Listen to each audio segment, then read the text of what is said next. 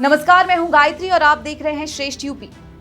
दोस्तों, लोकसभा चुनाव में मिली हार के बाद बीजेपी प्रदेश कार्य समिति में दिए सीएम योगी और डिप्टी सीएम केशव प्रसाद मौर्य के बयान के कई मायने निकाले जा रहे हैं।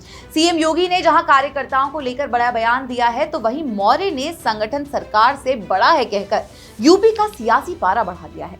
बीजेपी की इस पॉलिटिकल एक्सरसाइज पर राजनीतिक विश्लेषकों की क्या राय है, जानने के लिए देखिए रिपोर्ट। राजनीति में जीतने वाले जश्न मनाते हैं और हारने वाले हार की वजह तलाशते हैं। यूपी में 80 सीटें जीतने का लक्ष्य लेकर उतरी बीजेपी को महज 33 सीटें ही मिली।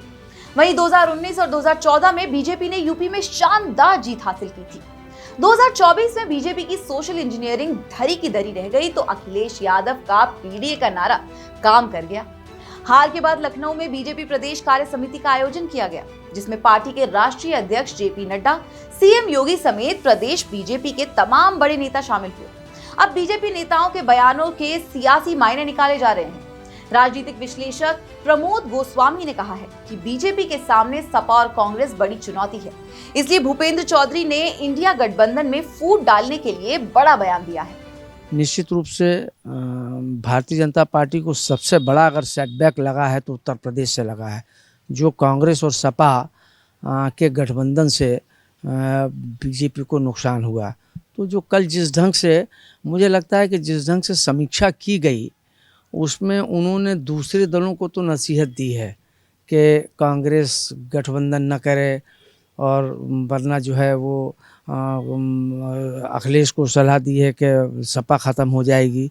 तो ये एक पॉलिटिकल बयान है, लेकिन मुझे लगता है कि यही सबसे बड़ी चुनौती भारतीय जनता पार्टी के लिए है।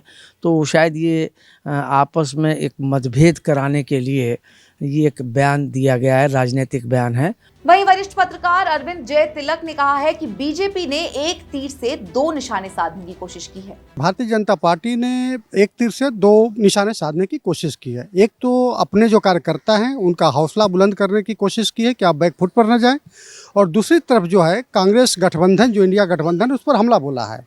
यानी कांग्रेस को जो है भस्मासुर ठहराने की कोशिश की है। दरअसल चूंकि कांग्रेस और सपा ने मिल करके उत्तर प्रदेश में बेहतरीन प्रदर्शन किया है, तो भाजपा को डर है कहीं ना कहीं कि 2027 में अगर ये साथ रहे तो हो सकता है कि नुकसान हो।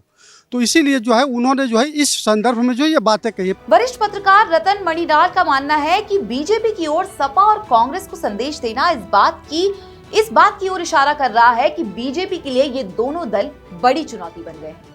कहा तो ये भी जा रहा है कि पार्टी सरकार से बड़ी है, सरकार को पार्टी के कार्यकर्ताओं का सम्मान करना चाहिए वगैरह।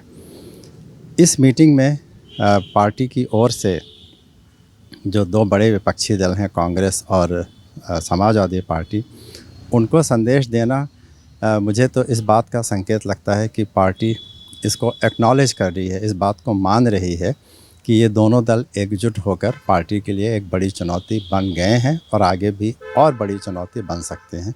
बहरहाल, राजनीति में हार अपने साथ सबक लेकर आती है। ऐसे में बीजेपी ने लोकसभा चुनाव से क्या सबक लिया है, इसका पता तो आने वाले उपचुनाव के नतीजे से पता ही चल जाएगा। इस खबर में फिलहाल इतना ही। उत्तर प्रदेश और देश दुनिया से जुड़ी तमाम अहम खबरों के लिए देखते रहें श्रेष्ठ यूपी। यूपी की हर खबर देखने और उनसे अपडेट रहने के लिए हमारे चैनल श्रेष्ठ यूपी को सब्सक्राइब और लाइक करें। साथ ही बेल आइकन को दबाना ना भूलें, जिससे हमारे हर वीडियो की जानकारी आप तक पहुंचती रहे।